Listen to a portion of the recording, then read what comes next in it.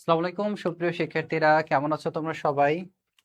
সবাইকে আজকে ক্লাসে স্বাগতম জানাচ্ছি। আজকে আমরা খুবই খুবই ইন্টারেস্টিং একটা ক্লাস করব। সেটা হচ্ছে unit 2 lesson on art and craft. এই প্যাসেজ বলতে এখানে দুইটা কবিতা আছে, কবিতাটা পড়াবো এবং তোমাদের থিমস পড়াবো।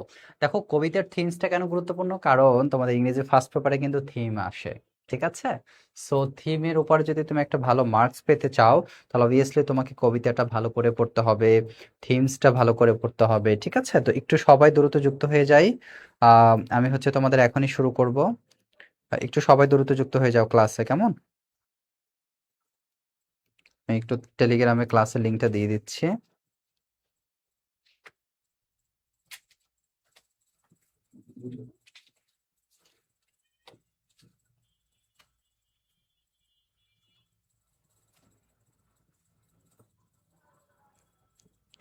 সবাই যারা যারা যুক্ত হবা একটু আমাকে কমেন্টে জানাবা কে কে যুক্ত হয়েছো। ওকে, আচ্ছা শোনো, আমরা কথা না বাড়িয়ে আজকে হচ্ছে আমরা একটু টপিক নিয়ে আলোচনা করে ফেলি। তো একটা বিষয় হচ্ছে কি, মানে হচ্ছে যে তোমার ক্লাসগুলো নিয়মিত করতে হবে, হ্যাঁ? তুমি মাঝে মাঝে দু একটা করলা না, শীট পড়লা না, আসলে এর ভাবে করে কোনো লাভ হবে না, কোনো লাভ হবে না। এই জন্য কি নিয়মিত ক্লাস করতে হবে। যখন যে ক্লাসটা থাকে আমরা কিন্তু আগে ভাগে অ্যানাউন্স করে দিই। সো ওই অনুযায়ী তোমাদের ক্লাসটা খুবই জরুরি করাটা। তো যাই হোক, আমি হচ্ছে তোমাকে তোমাদের হচ্ছে মূলত এখন আমি কবিতাটাতে যাব। তো তার আগে কবিতার উপরে কিন্তু আমাদের এখানে অনেক হচ্ছে শব্দ অর্থ দেওয়া রয়েছে, কেমন? শব্দ অর্থ যেমন হচ্ছে যে এখানে যেমন ক্লাইমস মানে কি, জলবায়ু বা অঞ্চল, ক্লাইমেটস। তারপর হচ্ছে স্টাডি, স্টাডি মানে হচ্ছে কি তারাময়, স্পেক্ট মানে চেহারা বা অবয়ব। এখন কথা হচ্ছে যে বলতে পারো যে ভাইয়া, যে কবিতার উপরে আসলে আমাদের শব্দ অর্থ পড়ে কি লাভ। দেখো, এইটা লাভ আছে। এই লাভটা হচ্ছে কখন হবে জানো? তোমার এইচএসসি তো মূলত থিম আসবে। তারপরে এখন থিমটা তুমি লিখতে হলে অবশ্যই কবিতাটা ভালো করে বুঝতে হবে। ইনশাল্লাহ আমি এই ক্লাসটাতে তোমাদের সেটা ক্লিয়ার করে দেব। আর এই অর্থটা তোমাদের বেশি গুরুত্বপূর্ণ কেন? কারণ হচ্ছে তোমাদের যারা বিশ্ববিদ্যালয়ে এডমিশন দিবা সামনে ভবিষ্যতে এইচএসসির পরপরই, তখন কিন্তু এই তোমার হচ্ছে যেমন এই শব্দের যে সিনোনিমস গুলো আছে এগুলো কিন্তু অনেক কাজে লাগবে। সেই জন্য আমি দিয়ে রেখেছি যাতে করে তোমরা ভালো মতো করতে পারো, ঠিক আছে? আর আমার যে বইটা আছে ইংলিশ প্রজন্ম, সো ওই বইটা থেকে কিন্তু আমি পড়াচ্ছি এবং ইংলিশ প্রজন্ম বইটা কিন্তু খুব শীঘ্রই তোমরা যারা পেড ব্যাচে আছো তারা পেয়ে যাবা। ওকে ফাইন, যারা যারা যুক্ত হয়েছে একটু রেসপন্স করবা, কেমন?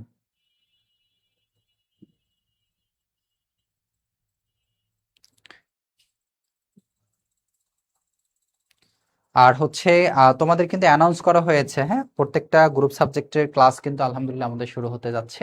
আজকে তো শনিবার, কালকে হচ্ছে তোমাদের কমার্সের ক্লাস আছে, তারপর হচ্ছে মানবিক শাখারও ক্লাস আছে, সায়েন্সেরও ক্লাস আছে। সুতরাং মনোযোগ সহকারে এখন যেটা পড়াচ্ছি শুধু এইটা ভালো করে মনোযোগ দিয়ে দেখো, শোনো। কোনো প্রবলেম হলে এই টপিক ওয়াইজ কোশ্চেন করবা। ওকে। আচ্ছা, প্রথমত আমরা একটু কবিতাটা তোমাদের দেখিয়ে নেই। প্রথম এক নম্বর কবিতাটা হচ্ছে she walks in beauty like the night bye Lord Byron, ঠিক আছে? সরি, একটু আমার স্লাইডটা চলে গেছে জাস্ট।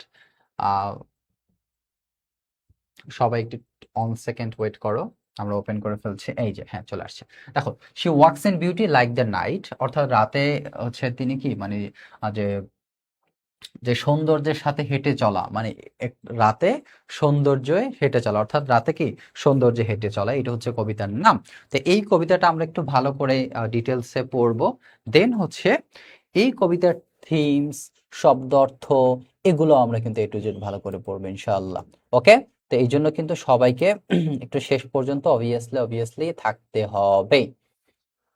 তাহলে একটা বিষয় খেয়াল করো তো, আমরা হচ্ছে প্রথমত এই প্রত্যেকটা লাইনে কবিতার অর্থটা পড়বো। শুধু অর্থ পড়লেই হবে না, এই কবিতা কিন্তু অনেক কিছু মর্ম কথা আছে, ব্যাখ্যা আছে, এটা আমি বিশ্লেষণ করব। দেন এই কবিতাটার উপরে তোমাদের পরীক্ষায় কিন্তু এরকম একটা থিমস আসবে। আমি থিমসটা এই যে দিয়েছি, দেখো, শি ওয়াকস ইন বিউটি, ঠিক আছে? শি ওয়াকস ইন বিউটি, এটার উপরে এই যে থিমসটা আমি করে দিয়েছি এবং সেগুলোর আবার শব্দ অর্থটা আলাদা করে দিয়েছি। এতে করে যেটা হয় যে তোমাদের জন্য কিন্তু সহজ হয়ে যাবে, কেমন?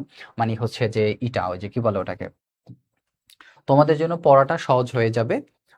এবং তোমরা এটা খুব সহজে বুঝতে পারবে। এবার দ্বিতীয় কবিতাটা হচ্ছে I died for beauty, Emily ডিকসনের। সো এই কবিতাটা আমি পড়াবো তোমাদের, এবং এটার উপরে থিমসটা আছে, সেটা অর্থ শব্দ অর্থগুলো আমি আলোচনা করব। এবং এরপরে এই যে এমসিকিউ আছে, অ্যাকচুয়ালি তোমাদের এইচএসসি তে কবিতা দিয়ে কোনো এমসিকিউ আসবে না। এমসিকিউটা শুধু কাজে দেবে তোমাদের বিশ্ববিদ্যালয়ে এডমিশনের সময়টাতে, কেমন? এ হচ্ছে বিষয়, হ্যাঁ। আচ্ছা, অনেকে যুক্ত হয়েছে, ভেরি গুড। তো চলো আমরা কথা না বাড়িয়ে একদম শুরু থেকে শুরু করব। তো এখন থিমসটা যে আমি তোমাদেরকে দিব বা কবিতাটা পড়াবো, তার আগে আমি একটু থিম কিভাবে লিখতে হয় এইটা একটু তোমাদের ধরিয়ে দিতে চাই, কেমন? আচ্ছা চলো আমরা একটু শুরু করি। থিমস লেখার নিয়ম, একটা কবিতার থিম কিভাবে লিখতে হয়, এটা কিন্তু তোমার এইচএসসি ইংলিশ ফার্স্ট পেপার একদম সবার শেষে যে কোশ্চেনটা আসে সেটা হচ্ছে থিমের উপরে। আচ্ছা, অনেকে এইটাতে ভুল করো, হ্যাঁ, খুবই ছোট একটা লেখা বাট ভুল করে ফেলো। দেখো, প্রথমত আছে তোমার থিমস লেখার নিয়মে সংক্ষিপ্ততা, অর্থাৎ থিম কখনোই দীর্ঘ হবে না। থিমসটা রাখতে হবে তোমার একদম ছোট, এবং এটা কিন্তু তোমার 3 থেকে 4 লাইন এবং 40 থেকে 50 শব্দের মধ্যে রাখতে হবে। ঠিক আছে, 3 থেকে 4 লাইন, 5 লাইন, এবং শব্দ হওয়া উচিত কত বলো তো? 40 থেকে 50। 40 থেকে কত? 50। এইপর খেয়াল করো, সার্বজনীন মূল ভাব। সার্বজনীন মূল ভাব অর্থাৎ কবিতার যে সরাসরি যে বিষয়টা বলা হয়েছে সেটা লেখা যাবে না, ঠিক আছে? বরঞ্চ লেখক এবং কবি আসলে ওই কবিতাটা দ্বারা কি বুঝিয়েছেন, কি শিক্ষাটা দিচ্ছেন, সেটা তোমাকে লিখতে হবে। একটা পয়েন্ট। তৃতীয় পয়েন্ট হচ্ছে নিজস্ব ভাষা, অর্থাৎ টেক্সটের লাইন হুবহু কপি না করে নিজের ভাষায় সহজভাবে লেখাটা সবচেয়ে বেশি গুরুত্বপূর্ণ। যেরকম ব্যক্তিগত মতামত বর্জন করা, ইন মাই ওপিনিয়ন, মানে আমার মতে এই কবিতাটা এই অংশটুকু বলা হয়েছে, এটাও আবার তোমার উল্লেখ করা যাবে না। এটাও কি করা যাবে না? উল্লেখ করা যাবে না। বা আই থিঙ্ক, আমি মনে করি, এই বিষয়গুলো। সো খুবই খুবই গুরুত্বপূর্ণ এটা, জাতীয় শব্দ ব্যবহার করা না করে সরাসরি মূল বিষয়টি লিখতে হবে। সরাসরি যে এটা তোমারও মত না আর কার মত, এটা উল্লেখ করার কোনো প্রয়োজন নাই। তুমি জাস্ট এটার ব্যাখ্যাটা সুন্দর মতো দিবা। এইবার আসো, থিম লেখার কিছু গঠন আছে। প্রথমত, একটি আদর্শ থিম সাধারণত 3টি অংশে বিভক্ত, কেমন? একটা অংশ হচ্ছে সূচনা বাক্য, যেটাকে বলা হয় দ্য হুক। তো কবিতা বা গল্পের মূল বিষয়বস্তু এক লাইনে শুরু করা, ঠিক আছে? যেরকম এখানে আবার একটা উদাহরণ দিয়ে দিয়েছে, যেমন the main theme of the poem is about the importance of dreams in human life. In human life, এখানে একটা বিষয় একটু ভালো করে খেয়াল করো। এখানে বলছে যে মূল অংশটি, অর্থাৎ কবিতার মূল অংশটি হলো about the importance of dreams, অর্থাৎ স্বপ্নের কি গুরুত্ব সম্পর্কে, ইন হিউম্যান লাইফ, মানব জীবনের। অর্থাৎ কবিতাটার মূল অংশটি হচ্ছে মানব জীবনের স্বপ্নের গুরুত্বপূর্ণ অংশ নিয়ে, অর্থাৎ মানুষ হচ্ছে যে স্বপ্ন দেখে সেটা নিয়ে। ওকে, এটা হচ্ছে কবিতার লাইন। ঠিক তোমার যদি কবিতাটা থাকে সৌন্দর্যের জন্য, তাহলে মানে কি, কবিতাটার মূল অংশ বলা হয়েছে মানুষের কি, মানুষের চিন্তাগত সৌন্দর্যের কথা উল্লেখ করা হয়েছে। এরকম এক লাইনে তোমাকে আগে একটা সূচনা বাক্য লিখতে হবে। এটা গেল। দ্বিতীয় পয়েন্ট হচ্ছে ব্যাখ্যা বা ডেভেলপমেন্ট। মূল ভাবের সপক্ষে 1 থেকে 2টি বাক্য লেখা। এখানে কবির দৃষ্টিভঙ্গি বা প্রতীকী অর্থ তুলে ধরা হয়। ডেভেলপমেন্ট মানে হচ্ছে কি, তোমার যখন তুমি এই কবিতার আসলে কেন কি বোঝানো হয়েছে সেটা যখন বলতে যাবা, তখন তোমার এই অংশটা মানে এই এই মাঝখান অংশটাই মূলত ওইটা হবে যে কবিতা আসলে মূলত ঘটছে কি, কি বুঝাইছে এগুলা। এবং উপসংহারে কি থাকবে? উপসংহার অর্থাৎ পুরো বিষয়টি এক কথায় শেষ করতে হবে, যে অর্থাৎ কবি বুঝিয়েছেন যে স্বপ্ন, হ্যাঁ, মানুষ হচ্ছে ঘুমিয়ে যেটা দেখে সেটা আসলে স্বপ্ন না, স্বপ্ন সেটা যেটা মানুষ জেগে দেখে। এরকম একটা তুমি হচ্ছে উল্লেখ করে দিলে, কবি এটাই বুঝিয়েছেন এরকম। তো এই হচ্ছে মূলত থিমস লেখার নিয়ম, যেটা তোমাদের বোঝানোর চেষ্টা করলাম। এখন আমি হচ্ছে আটকে যাচ্ছে না, আটকে যাচ্ছে না আমার এখানে, ঠিক আছে। কারো যদি আটকে যায় বা প্রবলেম হয়, সেটা তোমাদের ওখানে নেটের প্রবলেমের কারণে হইতে পারে, ঠিক আছে? কারণ আমি আমার নিজের মোবাইল থেকেও দেখতেছি, কেমন? ধরো হচ্ছে এই যে আমার ফোন দেখো, এই যে আমার ফোন থেকে আমি দেখছি একদম ক্লিয়ার, ঠিক আছে? ওকে, তাহলে আমি একটু এখন কোথায় যাব বলতো? থিমে যাব না, এখন আমরা কবিতা পড়বো, কেমন? কবিতাটা পড়ে দেন এই কবিতাটার যে থিমসটা আমি দিয়েছি সেটা নিয়ে আলোচনা করব। চলো শুরু করা যাক।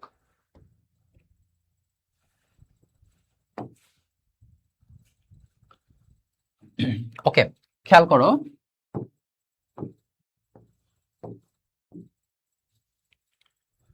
প্রথমত she walks in beauty like the night bye Lord Byron. অর্থাৎ লর্ড বাইরন হচ্ছে যে এই এই কবিতাটা লিখছে কে? Lord Byron. এবং কবিতাটার নাম হচ্ছে শি ওয়াকস ইন বিউটি, মানে সে কি সৌন্দর্যের মধ্য দিয়ে হেঁটে যায়, কখন? In the like the night, রাতের আধারে। ওকে, তো কবিতার প্রথম অংশটা ছিল she walks in beauty like the night, কবিতাটার নাম এবং প্রথম লাইন হচ্ছে এটাই, অর্থাৎ সে সৌন্দর্যের সাথে হেঁটে চলে যেন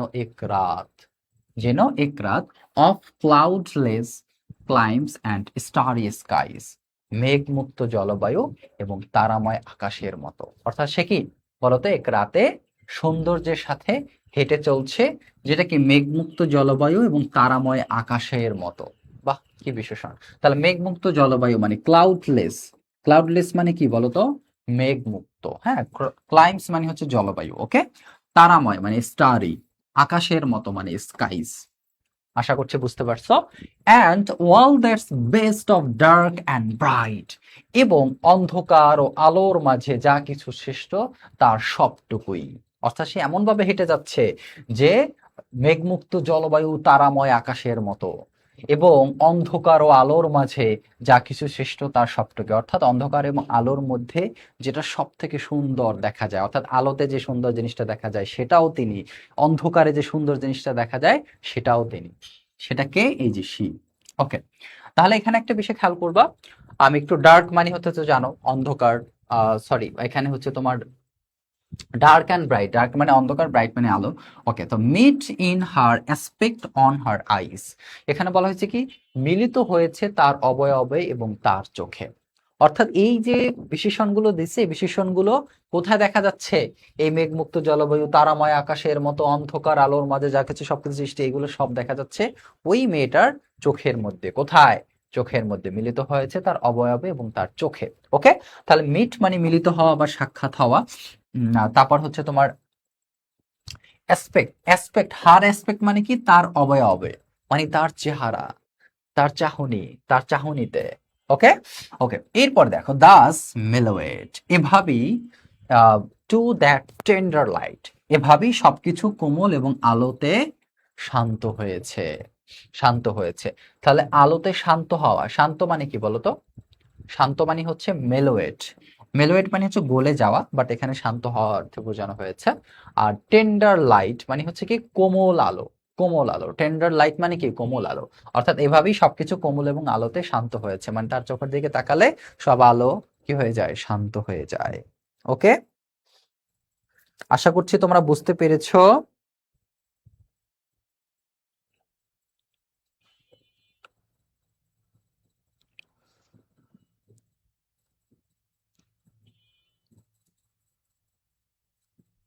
এরপরে আমরা নেক্সটে যাব, কেমন? কোনো প্রশ্ন থাকলে টপিক ওয়াইজ বলবা। আর আর হচ্ছে অবভিয়াসলি একটু শেষ পর্যন্ত ক্লাসে থাকতে হবে। তারপর দেখো which heaven to gaudy day denies, which heaven to gaudy বলা যেতে পারে, গিডি ডে ডেনিস, অর্থাৎ যা স্বর্গ উজ্জ্বল দিনের বেলাকে দেয় না বা অস্বীকার করে, যা স্বর্গ উজ্জ্বল দিনের বেলাকে দেয় না বা অস্বীকার করে। এখানে একটা বিষয়, স্বর্গ মানে কি জান্নাত মানে হ্যাভেন, ঠিক আছে, কবিতা তো এগুলো খুবই কঠিন ভাষায় লেখা। তারপর হচ্ছে তোমার আহ অস্বীকার করা মানে হচ্ছে কি ডিনাইস বা ডিনাইস, হ্যাঁ, ডিনাই করা মানে অস্বীকার করা, এখানে ডিনাইস বলা হয়েছে, হ্যাঁ, অস্বীকার করা। আর গাইডি ডে মানে হচ্ছে কি বলতো? হুম, গেডি গার্ডি ডে বা গুডি ডে অর্থ হচ্ছে উজ্জ্বল দিন, উজ্জ্বল দিন, কি দিন? উজ্জ্বল দিন, অর্থাৎ যা স্বর্গ উজ্জ্বল দিনের বেলাকে দেয় না বা অস্বীকার করে, বা অস্বীকার করে, অর্থাৎ তার হচ্ছে যে চোখের দিকে তাকালে আলোটাও কি হয়ে যায় বলতো? শান্ত হয়ে যায়। স্বর্গ উজ্জ্বল দিনের বেলাকে দেয় না, এবং কি স্বর্গ উজ্জ্বল দিনের বেলাতেও কি হয়ে যায়? শান্ত হয়ে যায়, এবং এটা কি অস্বীকার করে। কি করে? অস্বীকার করে, মানে আলোটাকেও অস্বীকার করে, এরকম একটা অবস্থা। মানে তার আলো তো মানে কি, আলো মানে হচ্ছে কি সাদা হয়ে যাওয়া, তাই না? মানে এখানে বলেছে আলোর চেয়েও সে সুন্দর, এরকমটা বোঝানো হয়েছে। ওকে, তাহলে চলো আমরা নেক্সটে যাই। কবিতাটা 3 প্যারার কবিতা। ক্লাস করলে কিছু শিখে যেতে পারবা, ক্লাস করলে কিছু শিখে যেতে পারবা। এরপরে খেয়াল করো,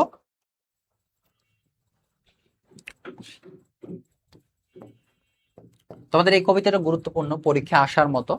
হ্যাঁ, এখানে দুইটা কবিতা আমি পড়াবো, ওই দুইটাই আর কি। তারপর খেয়াল করো, one shade the more one ray the less, অর্থাৎ একটু বেশি ছায়া কিংবা সামান্য কম আলো। একটু বেশি ছায়া, তো one shade the more, shade মানে হচ্ছে কি ছায়া, তাহলে দ্য মোর মানে কি বেশি ছায়া, আর ওয়ান রে দ্য লেস এবং কিংবা সামান্য কম আলো। ওকে, রে মানে কি কি সামান্য, রে মানে কি বলতো সামান্য। এবার খেয়াল করো, had half impaired the nameless grace, হয়তো অর্ধেকটা নষ্ট করে দিত সেই অনির্বচনীয় সৌন্দর্যকে। কারণ যখন অনেক আলো থাকে তখন তার সৌন্দর্যটা বোঝা যায়, যখন অনেক রাত থাকে তখন তার সৌন্দর্যটা বোঝা যায়, কিন্তু যখন সামান্য ছায়া বা সামান্য আলো, হ্যাঁ, এই দুইটার মাঝে থাকে তখন কি অর্ধেকটা নষ্ট করে দিতে সে অনির্বচনীয় সৌন্দর্যকে। হয়তো অর্ধেকটা নষ্ট করে দিত মানে অর্ধেকটা সৌন্দর্য নষ্ট করে দেয়। কেন? কারণ তার সৌন্দর্যটা একমাত্র তখনই ফুটে ওঠে যখন অনেক আলো থাকে, তার সৌন্দর্যটা তখনই ফুটে ওঠে যখন অন্ধকার থাকে। কেমন? তার মানে কম আলো, একটু কম আলো, একটু ছায়া, এর মধ্যে কি হয় বলতো, তার অর্ধেকটা নষ্ট করে দেয় সৌন্দর্য। এটা বোঝাইছে? বুঝতে পারছো? মাথায় ঢুকাবা ভালো করে। এরপরে খেয়াল করো, আচ্ছা অর্ধেকটা কম আলো, আমি নেমলেস গ্রেস, অনির্বচনীয়, অনির্বচনীয়, অনির্বচনীয়, নেমলেস মানে অনির্বচনীয়, হ্যাঁ, গ্রেস মানে সৌন্দর্য, ঠিক আছে? ওকে, এরপরে ইমফেয়ারেট মানে নষ্ট করা, নষ্ট করে দেয়, ঠিক আছে? ওকে, এবার খেয়াল করো, which waves in every raven tress, okay, যা দুলছে তার প্রতিটি কুচকুচে কালো চুলের গোছায়। বাহ, যা দুলছে, ওয়েভস মানে কি বলতো, ওয়েভস মানে হচ্ছে দোলা, দোলা, এভরি, এভরি মানে কি প্রতিটি, হ্যাঁ, র্যাভেন ট্রিজ মানে কি বলতো, কুচকুচে, কুচকুচে, কুচকুচে কালো, র্যাভেন, র্যাভেন হচ্ছে কি বলতো কুচকুচে কালো, ট্রিস মানে হচ্ছে কি, ট্রিস বলতে বোঝানো হয়েছে তোমার গোছা, মানে ট্রি মানে গাছ, আর ট্রিস মানে হচ্ছে কি চুলের গোছা, চুলের গোছা। তার মানে কি, যা দুলছে তার প্রতিটি কুচকুচে কালো চুলের গোছায়। ওকে, তোমরা আবার আমার সাথে কবিতা লেখা শুরু কইরো না, হ্যাঁ? ওকে ফাইন, এরপরে খেয়াল করো, or softly lightens o'er her face, o'er হচ্ছে কি একটা কি সংক্ষিপ্ত শব্দ, হ্যাঁ। আচ্ছা, or softly lightens o'er her face, অথবা মৃদুভাবে উজ্জ্বল হয়ে উঠছে তার মুখে, মৃদুভাবে উজ্জ্বল হয়েছে তার মুখে, হোয়ার থটস serenely sweet express, যেখানে প্রশান্ত, প্রশান্ত সুন্দর ভাবনাগুলো প্রকাশ পায়, ঠিক আছে? যেখানে প্রশান্ত সুন্দর ভাবনাগুলো, থটস মানে কি ভাবনাগুলো, তারপর serenely মানে হচ্ছে কি বলতো সুইটস এক্সপ্রেস, সুইটস এক্সপ্রেস মানে কি প্রকাশ পাওয়া, ঠিক আছে? প্রকাশ পাওয়া। serenely হচ্ছে মানে কি বলতো প্রশান্ত, বুঝতে পারছো? প্রশান্ত। থটস মানে ভাবনাগুলো, ঠিক আছে? এক্সপ্রেস মানে কি প্রকাশ পাওয়া। How pure, how dear their dwelling place, আচ্ছা, তাদের, তাদের উৎপত্তি স্থল কতই না পবিত্র আর প্রিয়, কতই না পবিত্র আর প্রিয়। পিওর মানে হচ্ছে কি বলতো, পিওর মানে হচ্ছে পবিত্র, পিওর মানে কি পবিত্র, ওকে। আবার পিওর মানে হচ্ছে প্রিয় না কিন্তু, ওকে, এটা কিন্তু মাথায় রাখতে হবে। ডিয়ার মানে হচ্ছে কি প্রিয়, ওকে। আর ডুইলিং প্লেস মানে উৎপত্তি স্থল, উৎপত্তি স্থল বলতে কি বোঝানো হয়েছে, ডিউলিং প্লেস বলতে মনকে বোঝাইছে, মন, মন কি কে, মনকে বোঝানো হয়েছে, অর্থাৎ তার মন কতই না পবিত্র আর প্রিয়। কেমন? এখানে কিন্তু প্রশ্ন আসতে পারে, ডুইলিং প্লেস বলতে আসলে কি বোঝানো হয়েছে, এটা কি কোনো জায়গা? অবশ্যই না, এখানে কি মনকে বোঝানো হয়েছে। কেমন? আশা করছি তোমরা বুঝতে পারছো এখানে কি মনকে বোঝানো হয়েছে। এরপরে খেয়াল করো, and on that cheek, on that cheek and o'er that brow, ঠিক আছে? আর সেই গালে এবং সেই কপালে, আর সেই গালে এবং সেই কপালে। আচ্ছা, গাল মানে কি, কপাল মানে কি? চেক, চেক মানে কি বলতো, গাল, রাইট? আর ওর দ্যাট ব্রো মানে কি কপাল, সেই গালে সেই কপালে, ওকে। তারপরে কি বলছে দেখি, আরো একটা প্যারা আছে, সেই গালে এবং সেই কপালে,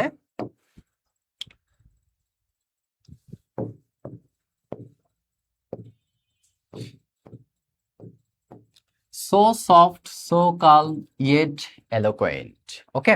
অর্থাৎ এত কোমল এত শান্ত তবুও তারা কি বঙ্কায় মানে হচ্ছে অনেক কথা বলে। এতেও কোমল, এতেও শান্ত, তবুও তারা কি বলতো, কম কথা বলে। কম কথা বলে, অনেক অনেক সরি অনেক কথা বলে। একটা কলার ছিল, এটা মনোযোগ দিয়ে দিতে। তাহলে এত কোমল এত শান্ত, তবু তারা কি অনেক কথা বলে। তাহলে সো সফট সো কাল, সফট মানে কি কোমল, সো কাল মানে শান্ত, আর ইয়েট এলিকুয়েন্ট, এলিকুয়েন্ট মানে অর্থ হচ্ছে কি বলতো, কম কথা বলা, সরি অনেক কথা বলা। দূর। আচ্ছা খেয়াল করো, দা স্মাইলস দ্যাট মানে সেই হাসি, দ্যাট যা, উইন জয় করে, দা টিন্টস দ্যাট গ্লো সেই আভা যা জ্বলে ওঠে, সেই হাসি যা হৃদয় জয় করে, সেই আভা যা জ্বলে ওঠে। কেমন? তাহলে টাইমস, টাইমস মানে কি হচ্ছে বলতো, আভা, দ্যাট গ্লো যেটা কি জ্বলে ওঠে, গ্লো মানে কি জ্বলে ওঠা, টাইমস মানে আভা। এবার খেয়াল করো, বাট টেল অফ ডেইজ তা বলে দে, ইন দ্য গুডনেস স্পেন্ট সুকর্মে কাটানো দিনগুলোর কথা। স্পেন্ট মানে হচ্ছে কি কাটানো, গুডনেস মানে কি সুকর্মে বা ভালো কর্মে, ঠিক আছে? ওকে, ডেজ মানে হচ্ছে দিনগুলো, ওকে, টেল মানে কি বলে, অর্থাৎ তা বলে দেয় যে আসলে ভালো সময়ের দিনগুলো কেমন কেটেছিল, এটা বোঝানো হয়েছে। কেমন? এরপর খেয়াল করো, a mind at peace with all below এক প্রশান্ত মন যা সবার সাথে শান্তিতে থাকে।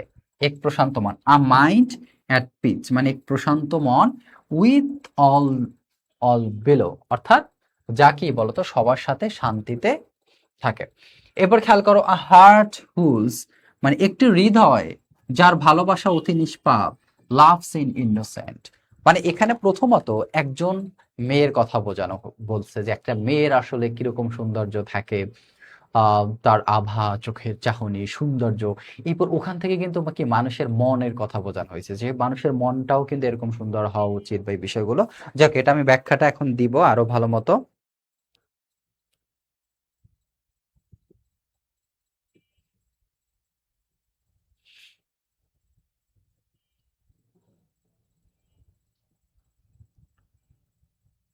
আচ্ছা, বনি হোসেন, বুঝতে পেরেছি। মানে ওর হচ্ছে ইন্টারনেট একটু সমস্যা, মানে অনেক শিক্ষার্থীর এই প্রবলেমটা দেখা দিচ্ছে, কারণ অনেক লোডশেডিং হচ্ছে, যার কারণে অনেক শিক্ষার্থী ক্লাসেও অংশগ্রহণ করতে পারছে না।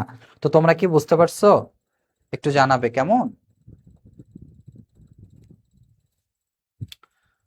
এখন চলো আমরা থিমে যাব। থিমস, এই দেখো থিমটা শুধু আমি যে লিখেছি এরকম না, থিমের কিন্তু অর্থটাও দিয়েছি। ওকে, তাহলে আগে আমরা একটু অর্থটা পড়ে ভালো করে বুঝি, এরপর আমি ইংলিশটাতে যাব।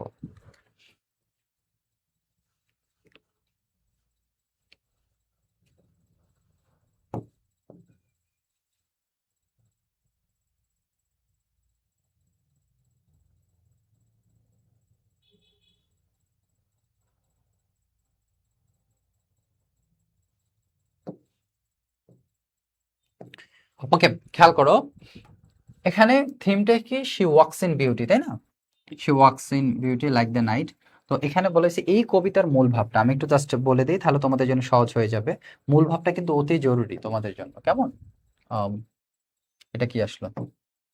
আচ্ছা খেয়াল করো, এই কবিতার মূল ভাব বা থিম, যেটাকে বলে থিম মানে কি মূল ভাব, হলো বাহ্যিক এবং অভ্যন্তরীণ সৌন্দর্যের এক অপূর্ব সমন্বয় বা সামঞ্জস্য।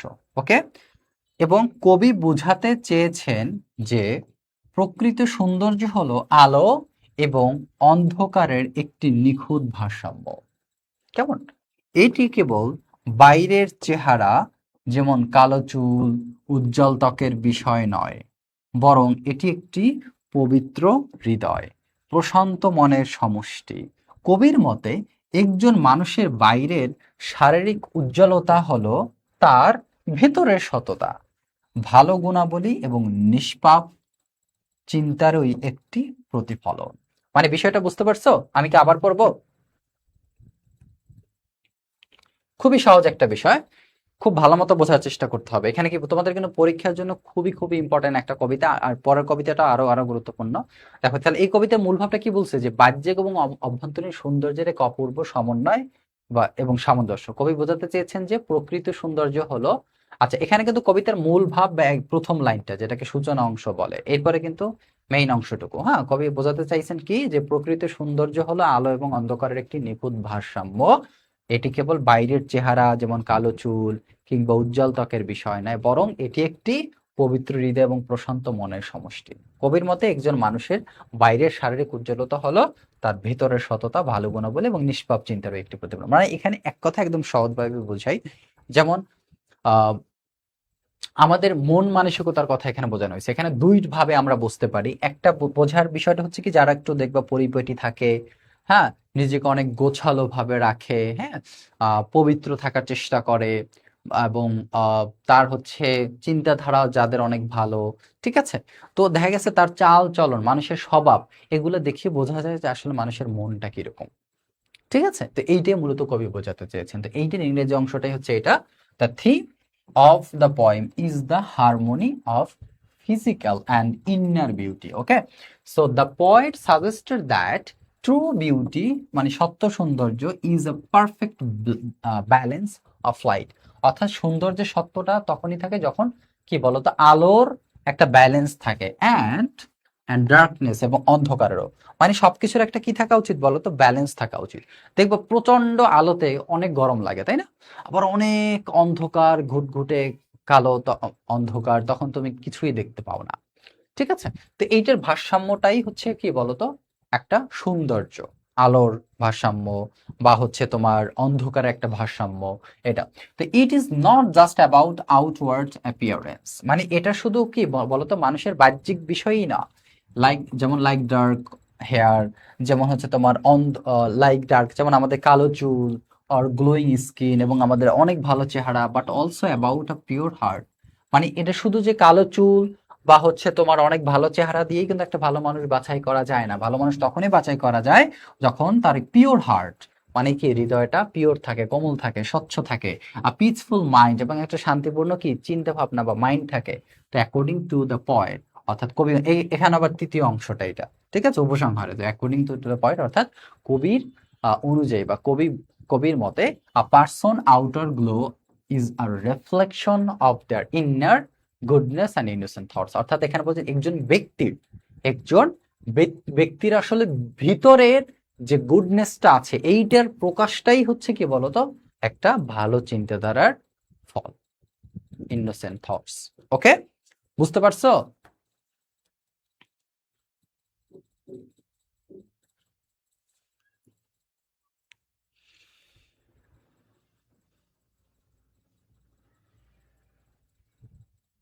ক্লিয়ার তোমরা?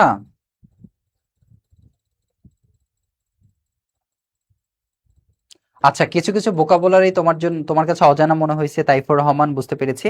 হ্যাঁ, এই ভোকাবুলারি হচ্ছে কিন্তু আমি আলাদাভাবে দিয়েছি তোমাদের, কেমন, দুইটা কবিতার ভোকাবুলারি একসাথেই পাবা। এই যে দেখো এখানে দেওয়া আছে, যেমন গ্রেস মানে হচ্ছে কি লাবণ্য, লাবণ্য, ঠিক আছে।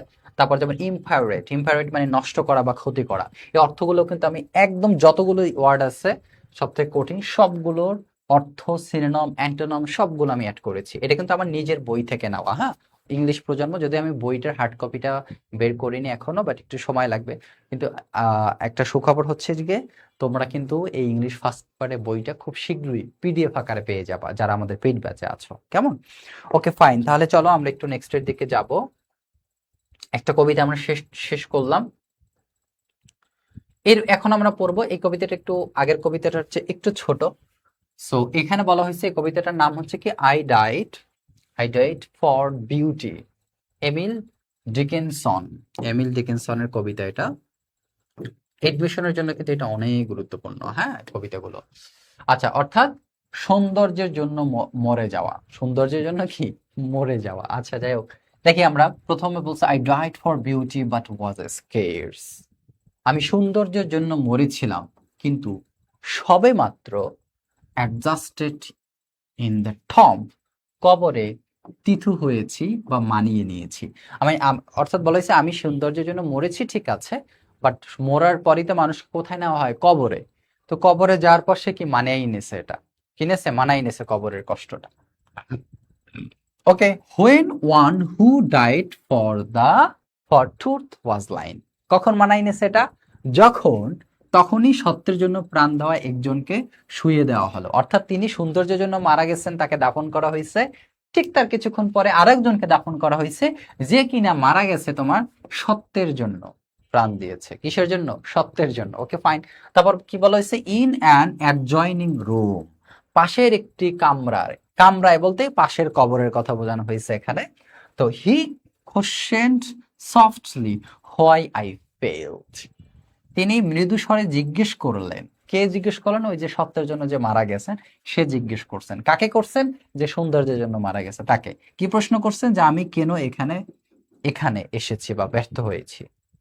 অর্থাৎ সৌন্দর্যের সরি সত্যের জন্য যে মারা গেছে সে কি সৌন্দর্যের জন্য যে মারা গেছে তাকে জিজ্ঞেস করতেছে যে আপনি কেন ব্যর্থ হয়েছেন, আপনি কেন ব্যর্থ হয়েছেন বা এখানে এসেছেন।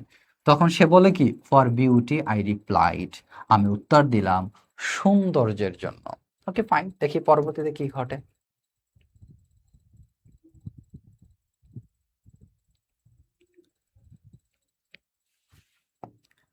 আচ্ছা, অনেকের কমেন্ট হয়তো পড়া হয় না, কারণ কমেন্ট পড়তে গেলে অনেকটা সময় লাগে, সো এই জন্য আমি তোমাদের একটু ঠান্ডা মাথায় পড়িয়ে দিচ্ছি, একদম এ টু জেড সব এক্সপ্লেন করে দিচ্ছি।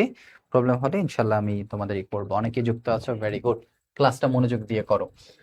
And for and I for truth, the two are one. আর আমি সত্যের জন্য এই দুই, আচ্ছা, আর আমি সত্যের জন্য, and for I truth, অর্থাৎ ও প্রশ্ন করছে কাকে জানি? সত্যের জন্য যে মারা গেছে।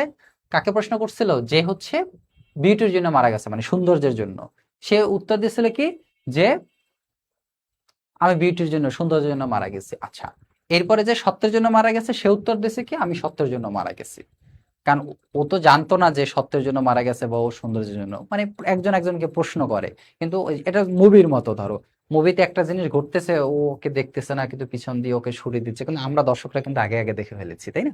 সো এটাও এরকমটা বোঝানো হয়েছে। এরপরে খেয়াল করো, দ্য টু আর ওয়ান, অর্থাৎ তাহলে কি আমরা দুইজন একই। তুমি সত্যের জন্য মারা গেছো, আমি সৌন্দর্যের জন্য মারা গেছি, তার মানে আমরা দুজন কি একই। Okay, so brethren we brethren are he said, আমরা ভাই ভাই, তিনি বললেন। Okay fine. অ্যান্ড সো, আর এভাবেই as kinsmen met a night, এভাবেই এক রাতে দেখা হওয়া আত্মীয়দের মতো। এভাবেই এক রাতে দেখা হয় আত্মীয়দের মতো, মানে বোঝানো হয়েছে এক রাতে দেখি তারা কি আত্মীয় পাকিয়ে ফেলছে, ভাই ভাই বানাই ফেলছে। Okay fine. We talked between the rooms, আমরা দুই কবরের মাঝখানে কথা বলতে থাকলাম। Okay fine. তারপর বলা হয়েছে কি, until the moss had reached our lips, এখানে কি বোঝাইছে? বুঝাইছে যতক্ষণ না শৈবাল আমাদের ঠোঁট পর্যন্ত পৌঁছে গেল। শৈবাল মানে কি, মুখের ফেনা, যতক্ষণ না পর্যন্ত আমাদের ঠোঁট পর্যন্ত না আসলো ততক্ষণ না পর্যন্ত আমরা কি কথা বলতেই থাকলাম। Okay, and covered up our names, এবং ঢেকে দিল আমাদের নামগুলো।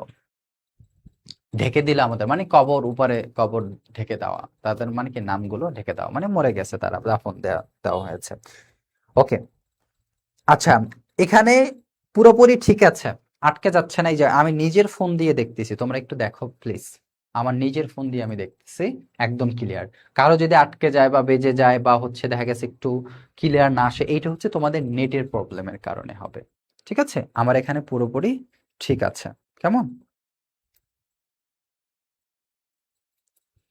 ওকে বাচ্চারা, সোনামণিরা, কলেজিয়ার শিক্ষার্থীরা, আশা করছি তোমরা বুঝতে পেরেছো।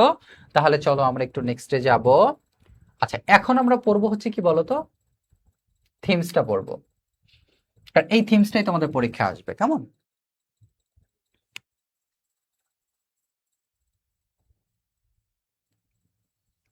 থিমসটা অনেক গুরুত্বপূর্ণ কিন্তু। ওকে, ওকে ফাইন। এরপরে খেয়াল করো,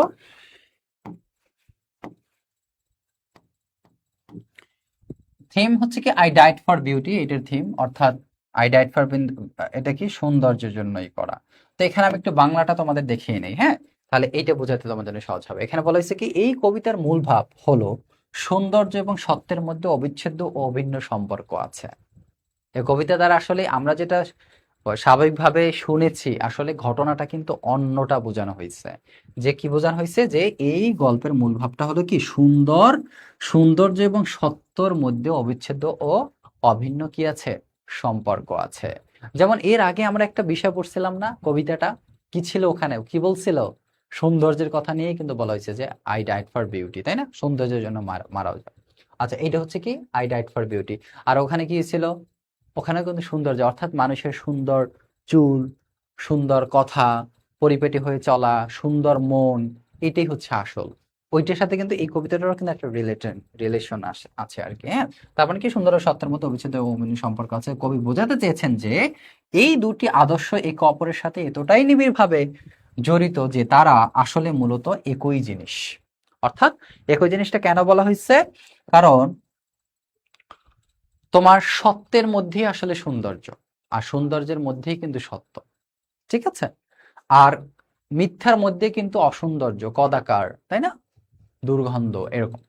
এরপর খেয়াল করো, কবরের মধ্যে থাকা দুইজন শহীদের যারা সত্য এবং সৌন্দর্যের জন্য প্রাণ দিয়েছিলেন, তো কথোপকথনের মাধ্যমে এটি প্রকাশ পায় যে সৌন্দর্যের জন্য মারা যাওয়া, সত্যের জন্য মারা যাওয়ার মধ্যে কোনো পার্থক্য নেই। অর্থাৎ তারা দুজন একই জিনিস, যাহাই সৌন্দর্য তাহাই সত্য। যদিও মৃত্যু অনিবার্য এবং এটি সময়ের সাথে সাথে মানুষের পরিচয় এবং স্মৃতি মুছে দেয়, যা কবরের উপর জন্মানো শ্যাওলা দিয়ে বোঝানো হয়েছে। ঠিক আছে, শ্যাওলা দিয়ে বোঝানো হয়েছে। দেখছো, খুবই গুরুত্বপূর্ণ। যদিও মৃত্যু অনিবার্য এবং এটি সময়ের সাথে সাথে মানুষের পরিচয় ও স্মৃতি মুছে দেয়, যা কবরের উপর জন্মানো শ্যাওলা দিয়ে বোঝানো হয়েছে। ঠিক আছে, এবং তবুও তাদের আত্মত্যাগের গৌরব এবং তাদের আদর্শের চিরন্তনতা মানব অস্তিত্বের পরম সত্য হিসাবে টিকে থাকে। অর্থাৎ এই ফেনাটুকে বোঝানো হয়েছে কি, তারা কবরে থাকলেও তাদের সত্যের যে আলোচনা, এটা কিন্তু বলতে বলতে ফেনা তুলে যায়। এই যে ফেনাটা, এটা মানে কি, মানুষের হৃদয়ে থাকা, মানে তাদের সত্য, তাদের সৌন্দর্য, এই বিষয়গুলো মানুষের কি হৃদয়ে থাকে। তুমি যখন ভালো কাজ করবা তখন এইটা মানুষের কি হৃদয়ে থাকবে। হ্যাঁ, এটাই মূলত বোঝানো হয়েছে।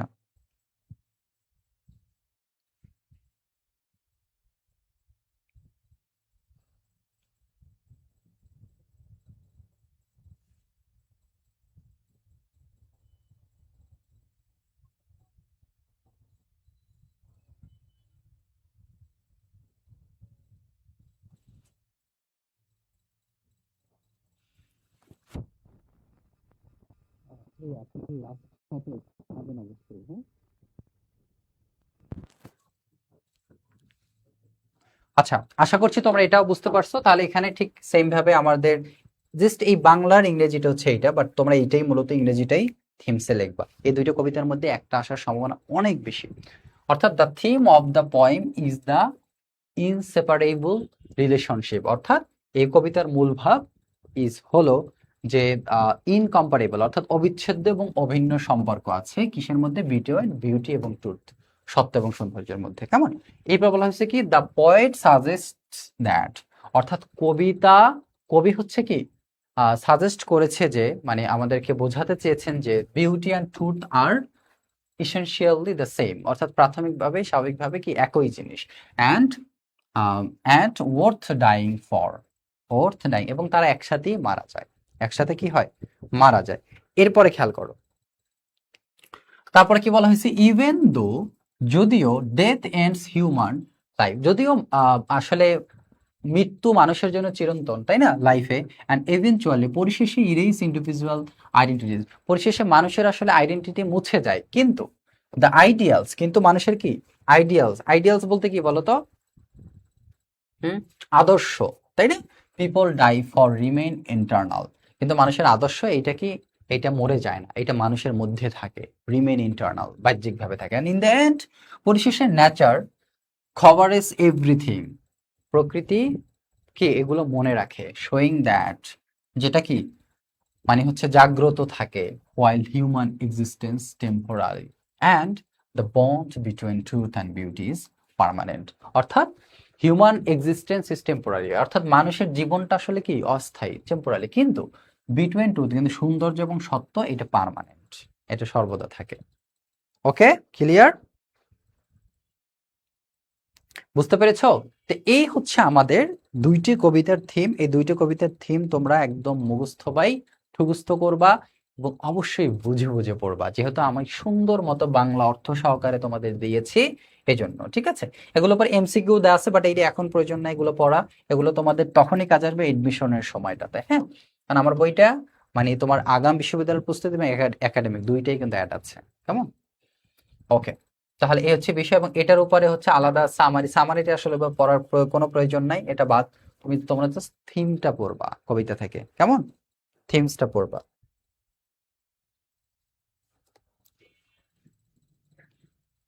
ক্লিয়ার, বুঝতে পেরেছো? আজকে ক্লাসটা একটু ছোট হবে স্বাভাবিকভাবে, যেহেতু দুইটা কবিতা। ছোট হইলেও মানে এটা কিন্তু 2 ঘন্টা ক্লাসের সমান। কেন? মানে এই দুইটা কবিতা থেকে যে কোনো একটা আসার সম্ভাবনা অনেক বেশি, কারণ দুইটা কবিতাটাই কিন্তু অনেক গুরুত্বপূর্ণ। ঠিক আছে? সো এই জন্য এই দুইটা কবিতার থিমসটা তোমার এখন দায়িত্ব হচ্ছে পড়া। আর যারা যারা যদি চাও তুমি এক্সট্রা শব্দ অর্থ পড়বা, অবভিয়াসলি সেটাও পড়তে পারো।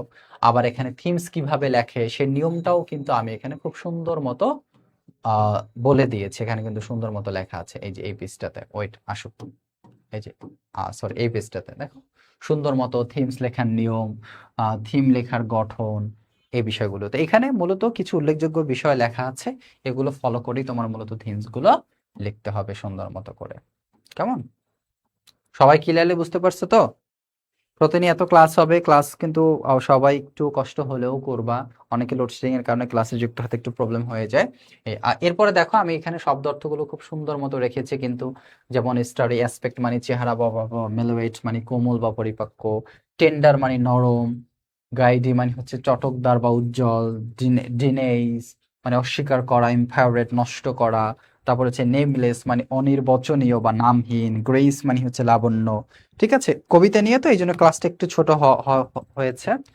তো কিন্তু এটা কিন্তু 2 ঘন্টা ক্লাসের সমান, আমি আবারও বলছি, কারণ এটা তোমাদের ভালো করে পড়তে হবে এরপরে।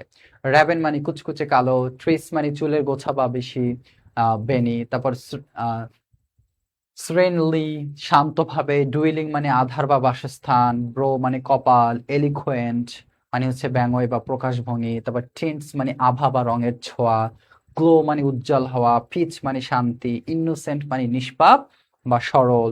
ঠিক আছে? তারপর স্কের্স মানে হচ্ছে কদাচিত বা সবেমাত্র, তারপর অ্যাডজাস্টেড মানে মানিয়ে নেওয়া, টম্ব মানে সমাধি বা কবর, লেইন শায়িত থাকা, অ্যাডজয়িং মানে হচ্ছে তোমার পার্শ্ববর্তী বা সংলগ্ন, ফেইল্ড মানে মরে যাওয়া বা ব্যর্থ হওয়া, ব্রেথেন মানে হচ্ছে ভাই ভাই, কিন্সম্যান মানে আত্মীয়, তারপর মোস্ট মানে শেওলা, এবং কভারেট মানে ঢেকে যাওয়া। সো মোটামুটি তোমাদের এই দুইটা কবিতার সবগুলো অর্থটাই আমি সুন্দর মতো সাজিয়ে দেওয়ার চেষ্টা করেছি, খুব সুন্দর মতো, এবং সিনেমা অ্যান্টোনিমস এগুলো তোমরা দেখতে পারো অবভিয়াসলি। তো আজকে এই পর্যন্তই থাকলো। ইনশাল্লাহ দেখা হবে পরের ক্লাসে খুব শীঘ্রই।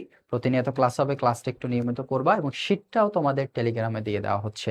ক্লাসের শেষ হওয়ার সাথে সাথেই তোমরা শীটটাও পেয়ে যাবে ইনশাল্লাহ। ওকে, তো আজকে এ পর্যন্তই। সবাই ভালো থাকো, সুস্থ থাকো, সবার প্রতি অনেক অনেক ভালোবাসা থাকলো। আল্লাহ হাফেজ।